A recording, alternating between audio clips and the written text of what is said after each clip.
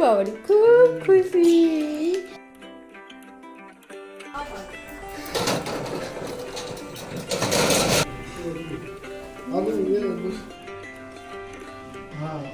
তাহলে নামটার কি অবস্থা? হ্যাঁ, গুড মর্নিং দিয়ে ব্লগটা স্টার্ট করবো না গুড নাইট দিয়ে স্টার্ট করবো বুঝতে পারছি না। ঘড়িতে বাজে রাত 2টো, আর এইমাত্র তোমাদের দাদাভাই বহরমপুরে নেমেছে আর আমাকে ফোন করলো যে ও একটা টোটো ধরেছে।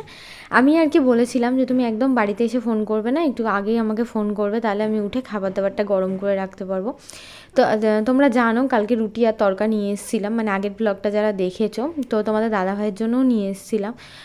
আমি তো আর খাবার বানাতে পারিনি রাত্রে, তো ও বলেছিল ঠিক আছে রুটি তরকা এনে রাখবে। তো মানে তরকাটা আর কি নর্মাল তরকা এনেছিলাম, তো ওটাকে মানে 2টো ডিম দিয়ে এখন একটুখানি ওটাকে মিক্স করে দেবো, তাহলে ওটা এক তরকা হয়ে যাবে, খেতেও ভালো লাগবে।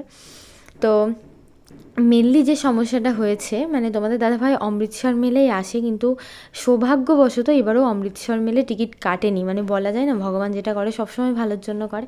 ও বলে ওখান দিয়ে গেলে মোটামুটি ওর আজকে ধরো রাত 2টোয় আসছে, তো মানে সকাল ও দুপুর 2টোয় পৌঁছাতো, সেটা রাত 2টোতে পৌঁছে গেল।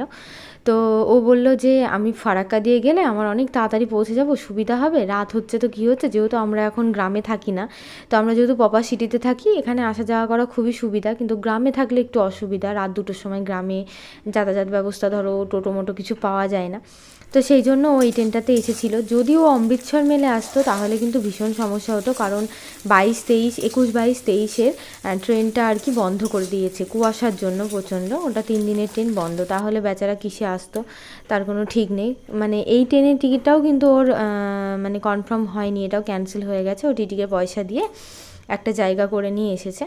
তো আমি একবার বাইরেটা জানলাটা খুলে দেখলাম, এখনও আসেনি। তারপরে ভাবলাম একটুখানি জল গরম করতে দিই। তোমাদের দাদাভাই যখনই আসে, সেটা রাত হোক, দিন হোক, শীতকাল হোক, গ্রীষ্মকাল হোক, গরমকাল হোক, বর্ষাকাল হোক, যে কোনো কালই হোক না কেন, ও কিন্তু স্নান না করে আর কি মানে স্নান করবেই। তো এত রাতে মানে ঠান্ডা জলে স্নান করলে না ভীষণ ঠান্ডা লেগে যাবে। তো আমি ভাবলাম একটুখানি জলটা গরম করতে দিই, তা ও আস্তে আস্তে ধরো গরম হয়ে যাবে, তখন এটার সাথে মিশিয়ে মানে অল্প জলে আর কি স্নানটা করে নেবে। তো দেখতে দেখতে এই জানলার ধারে মুখ বাড়িয়ে বসে থাকতে থাকতে দেখছি হঠাৎ করে অন্ধকারের মধ্যে কে যেন হেঁটে আসছে। হ্যাঁ, কে আর আসবে, আর শিয়াল কুকুরের তো অভাব নেই এখানে, প্রচণ্ড শিয়াল। তা আমার আবার ভয় লাগে যদি কামড় টামড় দেয়। তো যাই হোক, ভালোভাবেই চলে এসেছে। একই সময়ে ছুটি নিয়ে ধরো এই ট্রেনে আসলো, মানে দুপুর 2টোয় আসতো, তার মানে 12 ঘন্টা আগে চলে এসছে। তো সেই জন্যই আর কি আসাটা। তো দেখো আমি এত আস্তে আস্তে গেট খুললাম, তারপরেও আমাদের ডোডো আর কি সাড়া পেয়ে গেছে আর প্রচণ্ড চেঁচাতে লেগেছে। কারণ ও যদি একবার ওকে দেখে, মানে তিধার পাপাকে যদি দেখে, তাহলে যে কী চেঁচাতে লাগবে এখন রাত দুপুরে, সবার ঘুম মাটি করে দেবে। তো খুব আস্তে আস্তে গেটটা খুলেছিলাম। বলে না কুকুর, ওদের ঠিক মানে কান আর কি সজাগ আছে। তো কিছু করার নেই, জেগে যেখানে গেছে একটু বকা টকা দিয়ে আবার ঘুম পাড়িয়ে দিতে হবে।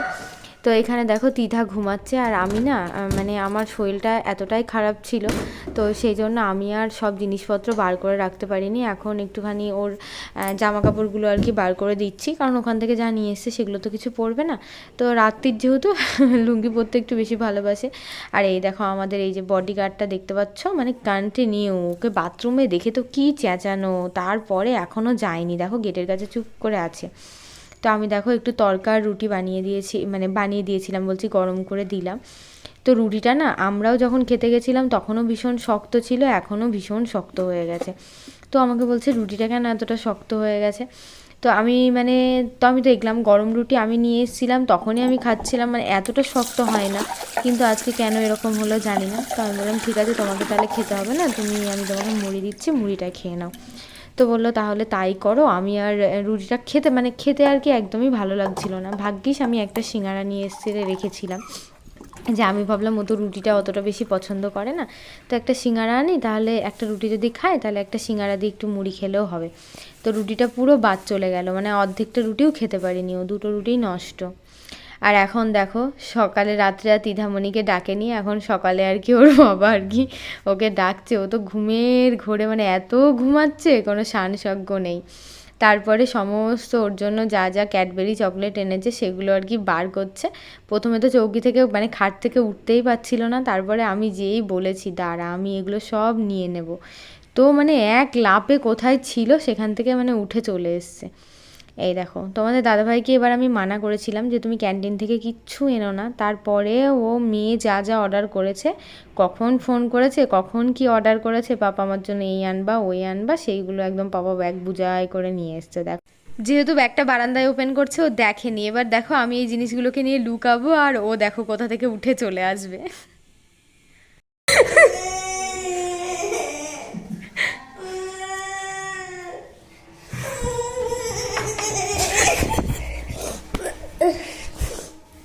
আমাকে দাও বাচ্চা।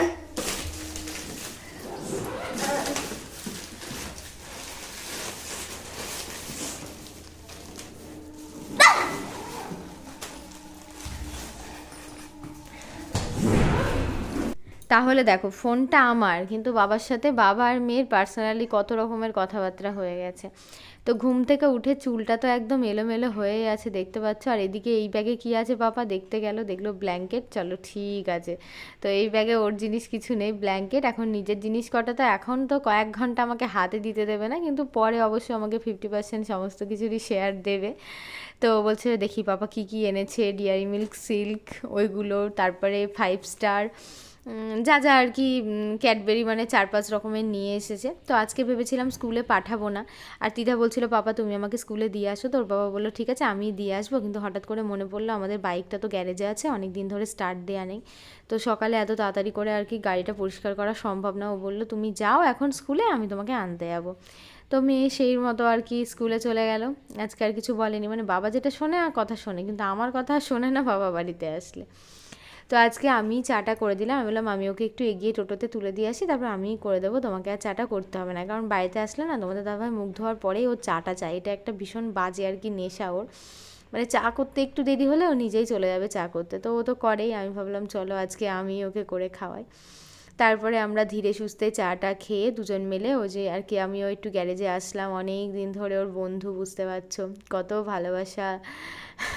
আমার বরের অনেক পছন্দ, অনেক শখের গাড়ি আর কি। তো আমাকে বলছিল গাড়িটা বার করার পর তুমি শাটারটা নামাতেই পারবে না, তো আমি আবার একটু নামিয়ে দেখিয়ে দিলাম, দেখো পারলাম কি পারলাম না। ভীষণ ধুলো পড়েছিল গাড়িটায়। আর যেহেতু মোটামুটি কতদিন হলো আমার অতটা খেয়াল পড়ছে না, সম্ভবত তোমাদের দাদাভাই অক্টোবরের 26 তারিখে গেছে, তো নভেম্বর, ডিসেম্বর কি 24 তারিখে না কত তারিখে, যাই হোক মনে নেই, মানে 2 মাস মতো হবে ও নেই। 2 মাস ধরে ধরো এমনিতে ঠান্ডার টাইম, ব্যাটারিটা একদমই ঠান্ডা হয়ে গেছে, মানে বসে গেছে আর কি। তো এটা যে কতক্ষণ স্টার্ট দেওয়ার পরে মানে এটা ইয়ে হবে, গরম হবে আর কি, মানে একটু স্টার্ট নিয়ে নিলেই কিন্তু হয়ে যাবে। তো সেই জন্য আর কি ও এদিকে স্টার্ট দিচ্ছে, আর এদিকে মাছ আলা এসছে। আমি বললাম দেখি কী মাছ এনেছে, তো ওনার কাছে খয়রা ছিল আর রুই ছিল। তো উনি বলছিল রুই মাছ নিলে গোটা নিতে হবে, কিন্তু মানে অতটা রুই মাছ নিয়ে আমি কি করব। তো আমি খয়রা মাছটা খেতে আমার মেয়েও ভীষণ ভালোবাসে, তো উনি একটা মিডিয়াম সাইজের মাছ থেকে অর্ধেকটা আমাকে কেটে দিল, লেজার দিক থেকে অর্ধেকটা কেটে দিল, আর অর্ধেকটা উনি রেখে দিল। তো এইটাতে আমাদের দুপুরটা খুব ভালোভাবে হয়ে যাবে। আর আমি একটুখানি খয়রা মাছও নিয়েছি, কারণ খয়রা মাছের টক, কাঁচা টমেটো মা পাঠিয়ে দিয়েছে, ওইটা দিয়ে টক খেতে আমার খুব ভালো লাগে। টাটা! কোথায় উঠেছিস তুই?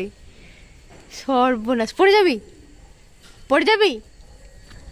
আমি যখন বাড়িতে একা থাকি তখন তো মানে সকালের জন্য কিছুই করে খাই না, মেয়েকে ভাত খাইয়ে পাঠিয়ে দিই, তারপরে আমার ওই যা জোটে তাই খেয়ে নিই। তো তোমাদের দাদাভাই তো আর সেটা করবে না, ওর জন্য তো কিছু না কিছু বানিয়ে দিতেই হবে। তো ও অনেক বললো যে আমি অনেক দিন মুড়ি খাই না, তো চলো একটুখানি আলু ভাজা করো, চানাচুর টানাচুর দিয়ে মেখে দুজন মিলে একসাথে মুড়ি খাবো। তো সেই মতো আমিও পেঁয়াজ আর আলু একসাথে দিয়ে দেখো ভেজে নিয়েছি। তো কাঁচা লঙ্কা দিলে একরকম লাগে, শুকনো লঙ্কা একরকম লাগে, মানে কাঁচা লঙ্কা আর শুকনো লঙ্কা দুটো দিলে আবার আলু ভাজার টেস্টটা অন্যরকম হয়ে যায়। তুমি এত তাড়াতাড়ি বাজার করতে কোনো কষ্ট হয় না বলো তোমার? সকালবেলা উঠে বাড়ি এসে কি আনবো কি আনবো, আরে বাবা সব আছে, তাও কি আনবো? বেগুন আনোনি? বেগুন না আনলে শাক খাবা কি দিয়ে? বাবা ছোলার শাক তো না গাছ। আর তো এখানে দেখো মুড়ি আর মানে আলু ভাজা চানাচুর দিয়ে আমি বলছি ঠিক আছে ভালো করে মাখো, দুজন মিলে একসাথে বসে বসে খাবো। আমার মুড়ি চানাচুর কোনোটাই দেয়া ওনার পছন্দ হয় না, মানে আমি খুব অল্প অল্প পরিমাণে দিই। ট্রেনের মধ্যে 2বার মুড়ি খেয়েছি, বাড়তে এসে একবার 3বার। কালকে ভাত খাওনি?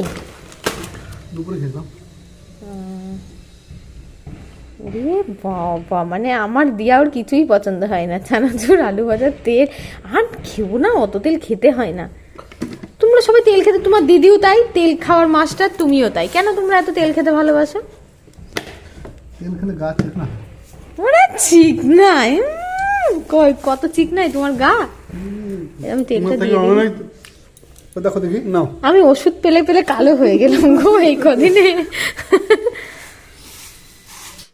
তো বড় মাছটা কেটে দিলেও কিন্তু ছোট মাছগুলো কেটে দেয়নি, আর আমি একটু মোটা মোটা রিং সাইজই করেছি। রুই মাছগুলো আলাদা করে আর পেটি বার করিনি।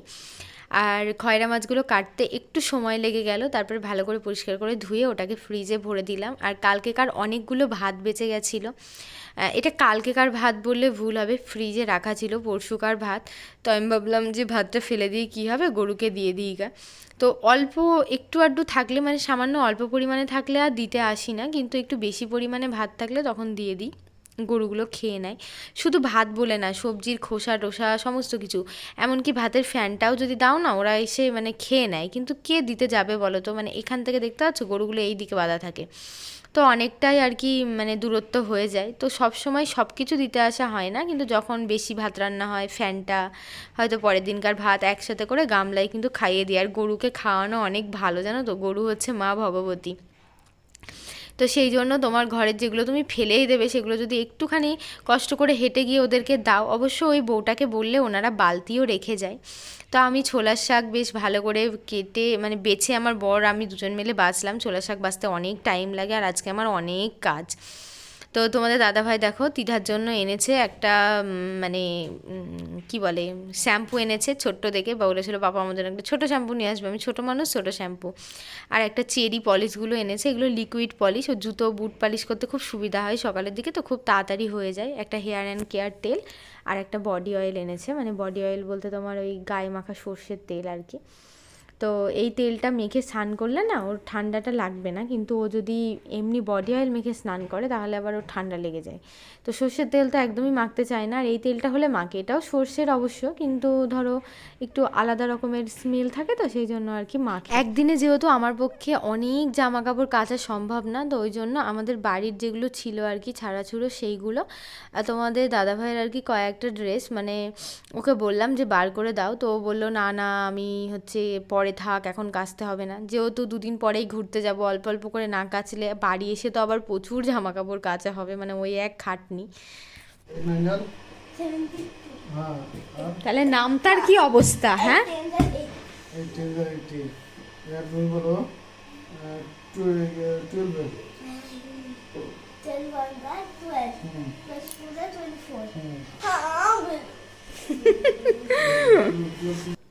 এখন বাবা বসেছে মেয়ের আর কি মৌখিক পরীক্ষা নিতে, তো মেয়ে ওদিকে পরীক্ষা দিক, আমি এদিকে স্নান টান করে রান্না চাপাই।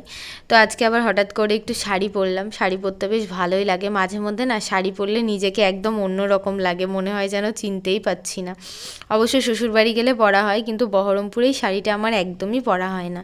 তো এবার থেকে ভাবছি মাঝে মধ্যে মানে সপ্তাহে 1-2 দিন করে শাড়ি পরবো, নিজেকেও যেন একটা অন্যরকম ভাব লাগে। তো সবাই খুব ভালো থেকো, সুস্থ থেকো, সাবধানে থেকো। নেক্সট একটা ভিডিওতে দেখা হবে, নেক্সট ব্লগে দেখতে পাবে আমরা কি রান্না করলাম, কি খেলাম, কি করলাম। দারুণ মজা হলো।